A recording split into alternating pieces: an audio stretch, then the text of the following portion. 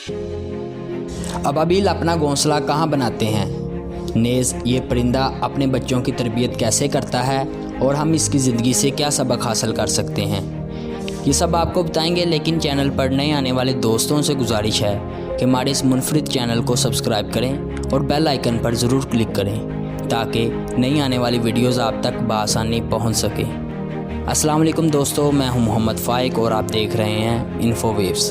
दोस्तों, क्या आपको पता है कि अबाबिल अपना घोंसला कुएं में बनाती है, यानी पहली उड़ान में नाकामी का मतलब पानी की दर्दनाक मौत है। मज़ीद किसी ट्राई के लिए इम्कानात भी ज़ीरो हैं। दोस्तों, क्या आपने कभी अबाबिल का बच्चा किसी कुएं में मरा देखा है? यकीनन नहीं देखा होगा, क्योंकि अबाबिल अपने बच्चों की बहुत खूब तरबियत करती है। अगर अबाबिल दिन में 25 उड़ानें लेती है तो बच्चों के अंडों से निकलने के बाद अबाबिल 75 उड़ानें भरने लग जाती है, ताकि जब भी उड़ान भरें तो उनको पता हो कि यहाँ से उड़कर सीधा बाहर जाना है।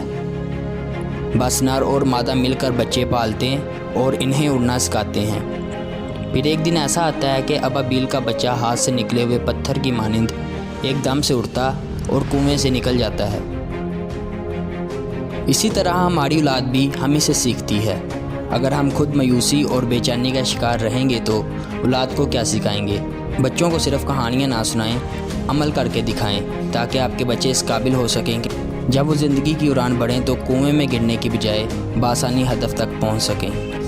क्योंकि बच्चे जितना अंधा एतमाद अपने माँ बाप पर करते हैं, उतना किसी किताब या किसी फ़िल्म के हीरो पर नहीं करते। आप ही अपने बच्चों का मुस्तकबिल हैं, उनकी तरबियत पर कभी कंप्रोमाइज़ ना करें। इसलिए अपना और अपने बच्चों का खूब ख्याल रखें। इस दुआ के साथ आप जहाँ रहें खुश रहें। इजाज़त चाहता हूँ। अल्लाह हाफिज़।